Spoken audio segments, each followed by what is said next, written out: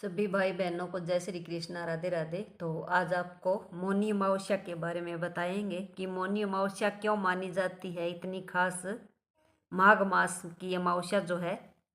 तो इसकी पौराणिक कथा सुनाएंगे, तो सुनना और बताना आपको कैसी लगी। तो आइए सुनते हैं। ऐसा कहा जाता है कि मौनी अमावस्या के दिन गंगा जल अमृत में बदल जाता है। हिंदू धर्म शास्त्रों में अमावस्या तिथि बहुत ही विशेष मानी जाती है।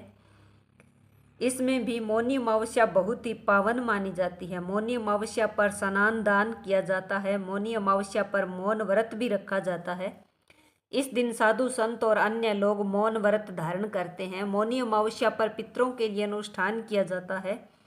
जिन लोगों को अपने पितरों की मृत्यु की तिथि की जानकारी नहीं है, वो इस दिन अपने पितरों का पिंडदान भी करते हैं। मौनी अमावस्या पर पितरों के पिंडदान और तर्पण से उन्हें मुक्ति मिल जाती है। साथ ही पितर बैकुंठ धाम को चले जाते हैं। इस साल मौनी अमावस्या जो है 29 जनवरी को है। हिंदू पंचांग के अनुसार इस साल मौनी अमावस्या की तिथि की शुरुआत जो है 28 जनवरी को शाम 7:37 पर हो जाएगी और मौनी अमावस्या की तिथि जो है अगले दिन 29 जनवरी को शाम 6:05 तक रहेगी। इसलिए मौनी अमावस्या जो है 29 जनवरी को ही मनाई जाएगी। और आइए जानते हैं मौनी अमावस्या का महत्व। तो मौनी अमावस्या पर पितरों के पिंड दान और तर्पण के साथ साथ दान भी किया जाता है। हिंदू शास्त्रों में मौनी अमावस्या पर दान करने का भी बहुत अधिक महत्व बताया गया है।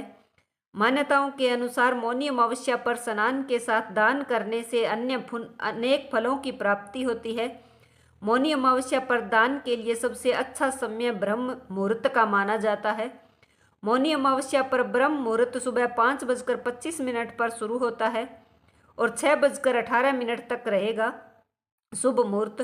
तो मौनी अमावस्या पर व्रत भी किया जाता है। मौनी अमावस्या का व्रत करने से आत्म संयम, शांति और मोक्ष प्राप्त होती है। शास्त्रों में कहा गया है कि मौनी अमावस्या का व्रत करने से समाज में मान सम्मान बढ़ता है। तो जानते हैं कि इस दिन मौन व्रत क्यों रखा जाता है। मौनी अमावस्या पर मौन व्रत रखने का महत्व क्या है। इस दिन लोग आत्म संयम और मानसिक शांति के लिए मौन व्रत रखते हैं। साधु संत इस दिन मौन व्रत रखते हैं क्योंकि मौन मन को कंट्रोल करने के लिए रखते हैं और ध्यान में एकाग्रता का सबसे सशक्त माध्यम है। शास्त्रों के अनुसार मौन व्रत से व्यक्ति आध्यात्मिक उन्नति प्राप्त करता है। तो इस साल की मौनी अमावस्या बहुत ही विशेष मानी गई है क्योंकि इस बार महाकुंभ का मेला भी चल रहा है, कुंभ स्नान का। और भगवान सूर्य जो है इस समय मकर राशि में गोचर कर रहे हैं। तो वहीं 29 तारीख को चंद्रमा भी मकर राशि में गोचर कर रहे हैं। गुरु पंचम भाव में विराजमान है। ऐसे में एक उत्तम स्थिति बन रही है। इस दिन सिद्धि योग का भी निर्माण हो रहा है। महाकुंभ में इस दिन अमृत स्नान किया जाएगा। इस वजह से इस साल की जो मौनी अमावस्या है वह बहुत ही विशेष रहेगी। इस दिन अगर आप व्रत रख रहे हैं तो प्रातः उठकर सबसे पहले स्नान करें और फिर भगवान विष्णु और भगवान शिव की पूजा आराधना करें। साथ ही मौनी अमावस्या का व्रत करें और कथा भी सुने। पौराणिक कथाओं के अनुसार मौनी अमावस्या के दिन ऋषि मुनि का जन्म हुआ था, मनु ऋषि का। इस दिन मौन व्रत का विधिवत श्री हरि भगवान विष्णु जी की पूजा अर्चना करने से मुनि पद की प्राप्ति होती है। सनातन धर्म में अमावस्या तिथि का विशेष महत्व है। शास्त्रों के अनुसार जब सूर्य और चंद्रमा के बीच का अंतर शून्य हो जाता है तो अमावस्या तिथि का योग बनता है। तो धार्मिक मान्यताओं के अनुसार अमावस्या की तिथि भगवान विष्णु को बहुत ही प्रिय है। मौनी अमावस्या पर मौन धारण कर स्नान करने का विधान है। इस दिन पीपल के पेड़ व भगवान विष्णु की विधिवत पूजा की जाती है। स्कंद पुराण में वर्णित एक कथा के अनुसार बिना व्रत कथा पाठ किए किसी भी व्रत को पूर्ण नहीं माना जाता। अगर आप मौनी अमावस्या के दिन व्रत रख रहे हैं तो आपको कथा अवश्य सुननी चाहिए। तो मौनी अमावस्या की व्रत कथा आपको सुनाने जा रहे हैं।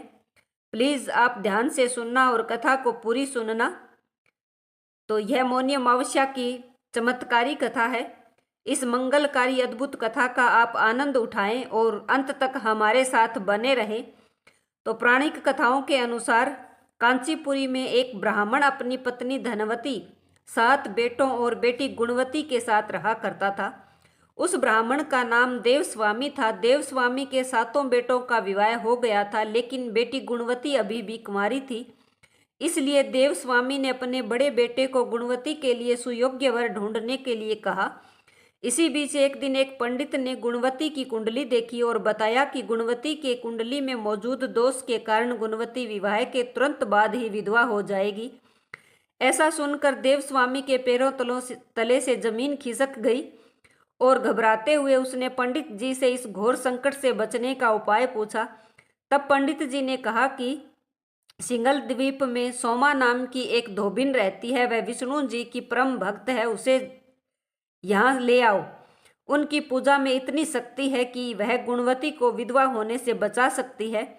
तो पंडित के कहने पर देवस्वामी का छोटा बेटा और गुणवती स्वयं सोमा को लाने के लिए निकल पड़े। रास्ते में सागर पार करने के बाद थके हारे दोनों भाई बहन एक पेड़ के नीचे आराम करने लगे। उस पेड़ पर एक गिद्ध का घोंसला था। उस घोंसले में गिद्ध के बच्चे भी थे, जो गुणवती और उसके भाई की बातों को सुन रहे थे। जब गिद्ध ने अपने बच्चों को खाना खिलाने की कोशिश की तो वह बच्चे खाना खाने से मना करने लगे और कहने लगी कि पहले इन इंसानों की मदद कीजिए, तभी हम खाना खाएंगे। अपने बच्चों की जिद मानकर उस गिद्ध ने गुणवती और उसके भाई को सिंघल द्वीप तक पहुंचा दिया, जहां धोबिन सोमा का घर था। अब दोनों भाई बहन सोमा को खुश करने के लिए तरकीबें सोच रहे थे। हर सुबह दोनों भाई बहन सोमा को प्रसन्न करने के लिए उसका घर साफ करके और लिपा पोती करने लगे। जब सोमा ने अपनी बहुओं से इस बारे में पूछा तो उसकी बहुओं ने उससे झूठ बोला कि घर की साफ सफाई बहुएं स्वयं ही करती है। किंतु सोमा भी अत्यंत चतुर थी। उसने अगली सुबह जल्दी उठकर गुणवती और उसके भाई को साफ सफाई करते हुए देखा। वह दोनों के काम से बहुत ही ज्यादा खुश हो गई और सारी बात जानकर दोनों के साथ उनके गांव चलने के लिए तैयार हो गई। चलते समय सोमा ने अपनी बहुओं से कहा कि मेरी अनुपस्थिति में यदि किसी का देहांत हो जाए तो उसका दाह संस्कार मत करना, बल्कि मेरे वापस आने तक मेरा इंतजार करना। और फिर सोमा भाई बहन के साथ कांचीपुरी पहुंच गई। दूसरे दिन गुणवती के विवाह का कार्यक्रम तय हो गया। कुंडली दोष के अनुसार सप्तपदी होते ही गुणवती के पति का देहांत हो गया। सोमा ने तुरंत अपने संचित पुण्यों का फल गुणवती को प्रदान कर दिया, जिसके फल स्वरूप तुरंत ही उसका पति जीवित हो उठा। सोमा उनके आशीर्वाद देकर अपने घर चली गई। उधर गुणवती को पुण्य फल देने से सोमा के पुत्र जमाई तथा पति की मृत्यु हो गई। उस दिन मौनी अमावस्या का दिन था। सोमा ने पुनः पुण्य फल संचित करने के लिए अश्वत्थ अर्थात पीपल के वृक्ष की छाया में विष्णु जी का पूजन करके 108 परिक्रमा की। अंततः उसके परिवार के मृतक जन जीवित हो उठे और इस प्रकार सोमा को उसकी निस्वार्थ भक्ति का महाफल प्राप्त हुआ। इस प्रकार मौनी अमावस्या के दिन किसी पवित्र नदी में स्नान कर विधिवत भगवान विष्णु की पूजा अर्चना करने व पीपल के पेड़ की परिक्रमा करने से हमें मनोवांछित फल की प्राप्ति होती है तथा परिवार के सदस्यों पर भगवान का आशीर्वाद हमेशा बना रहता है। निष्काम भाव एवं भक्ति से सेवा का फल मधुर होता है। इस व्रत का यही लक्ष्य है और हम आशा करते हैं कि भगवान विष्णु जी ने जैसे ही गुणवती और सोमा का कल्याण किया था वैसे ही हम सब का कल्याण करे। और जो भी भाई बहन इस कथा को सुनते हैं और आगे शेयर करते हैं उनकी भी भगवान रक्षा करे। मौनी अमावस्या के दिन मौन व्रत रखकर मन, वाणी और कर्म से पवित्रता बनाए रखना शुभ माना जाता है। तो इस पौराणिक कथा के अनुसार मौन व्रत रखने से व्यक्ति अपने पापों से मुक्त होकर अंत में मोक्ष की ओर अग्रसर होता है। इस दिन गंगा स्नान और दान का विशेष महत्व है। आपने आज के इस वीडियो में क्या सीखा है तो हमें कमेंट में ज़रूर बताना। और सभी भाई बहनों को जय श्री कृष्णा, राधे राधे। और अगर आपने हमारे चैनल को अभी तक सब्सक्राइब नहीं किया है तो सब्सक्राइब कर ले, क्योंकि आपको आगे नई नई जानकारियाँ और कथा मिलती रहेंगी इस चैनल पर।